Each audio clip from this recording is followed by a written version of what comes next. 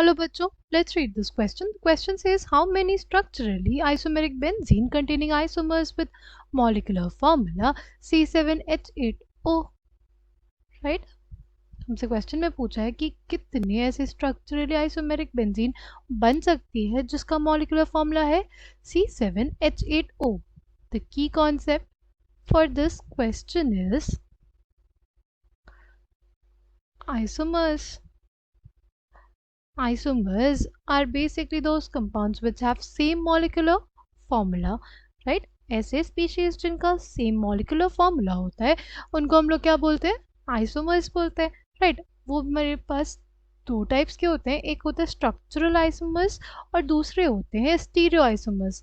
जो stereo isomers होते हैं वो डिफरेंट होते हैं इस चीज़ में कि जो ओरिएंटेशन होता है, राइट, जो हमारे पास ओरिएंटेशन होता है उनमें अलग होता है.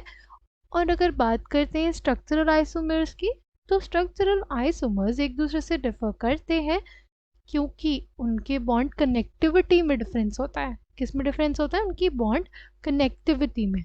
ठीक है, अगर हम लोग यहाँ पे बात करें, हमें मॉलिक्यूलर फॉर्मूला क्या दिया हुआ है?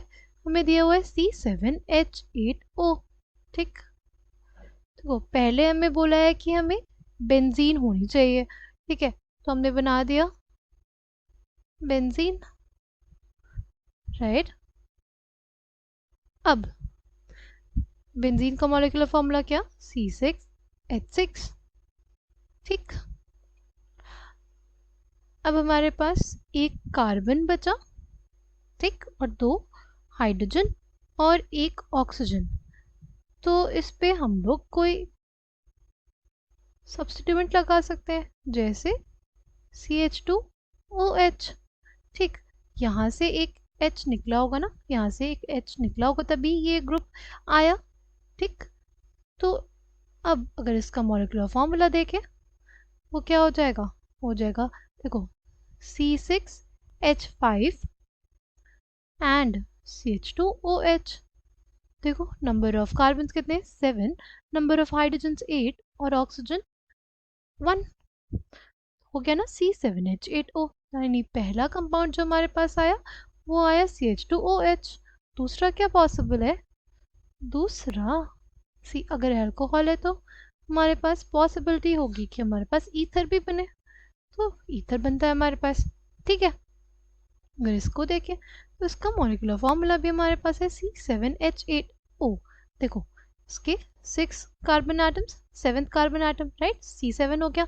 हाइड्रोजन की बात करते तो 1 2 3 4 5 और ये 8 हाइड्रोजन एटम्स हो गए और एक ऑक्सीजन एटम हो गया. यानी एक ये पॉसिबिलिटी बन गई.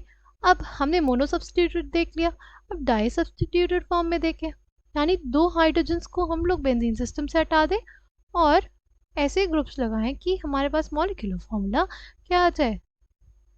मॉलिक्यूलर फॉर्मूला आ जाए C7H8O. जैसे इसका एग्जांपल ले लेते हैं, राइट.